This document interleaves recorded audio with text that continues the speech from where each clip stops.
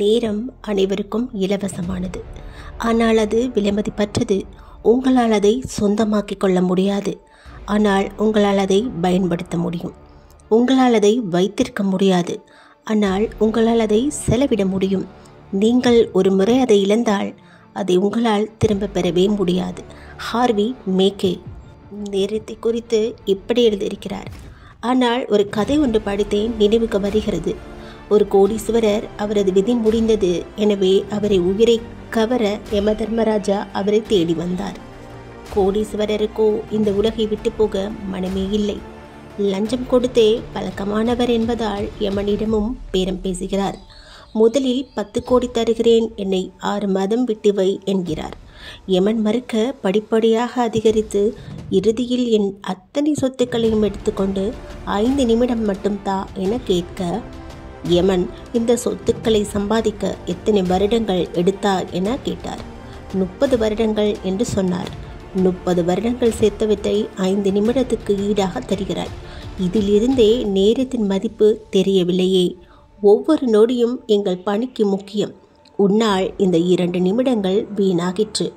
இதை ஈடுகட்ட நான் இன்னும் 200 நாட்கள் உழைக்க வேண்டும் என்று கூறியபடி கோடீஸ்வரரின் உயிரை எடுத்தார். நம் நேரங்கள் விலைமதிப்பற்ற பொக்கிஷம். இதை பயனுள்ளதாக்கி வெற்றி பெற வேண்டியது நமது கடமை. சில மணி துளிகள் தானே என்ற அலட்சியத்துடன் நிமிடங்களை வீணாக்கினால் நமது தோல்விக்கு நாமே வழிவகுக்கிறோம் என்றாகும். நேரத்தின் மதிப்பு பற்றி இவர்களிடம் போய் கேளுங்கள். தேர்வில் தோற்ற மாணவரிடம் ஒரு ஆண்டின் மதிப்பை பற்றி கேளுங்கள்.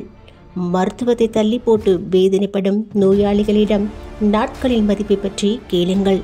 பேருந்தை தவறவிட்ட பயணியிடமும் நிமிடங்களின் மதிப்பை பற்றி கேளுங்கள்.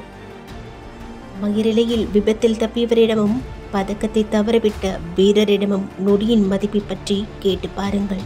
தெளிவான இலக்கு மற்றும் எண்ணமுடையவர்களே காலத்தை சரியாக பயன்படுத்துகிறார்கள். தெளிவில்லாதவர்கள் நேரங்களை வீணாக்குவதால் வாழ்க்கையில் எளிதில் முன்னேற முடியாது. நேரங்களை பயனற்றதாய் ஆக்கும்போது சொகுசு, மறதி, சோம்பல், அளவுக்கு மிஞ்சிய தூக்கம் ஆகியவைகளுக்கு நமது உடலும் மனமும் பழகிவிடுகிறது. இதனால் தோல்விகளே இறுதியில் மிஞ்சும். ஒவ்வொரு வினாடியிலும் நம் முன்னேற்றத்தின் பாதை காத்திருக்கிறது. எந்த நேரத்திலும் எதுவும் நடக்கலாம் என் நம்பிக்கையுடன் பயணித்தால் வெற்றி நிச்சயம். ஆனால் அதற்கு ஒவ்வொரு நிமிடத்தையும் நமக்கும் சமூகத்துக்கும் பயனுள்ள வகையில் செலவழிப்பது நமது கடமையாகும்.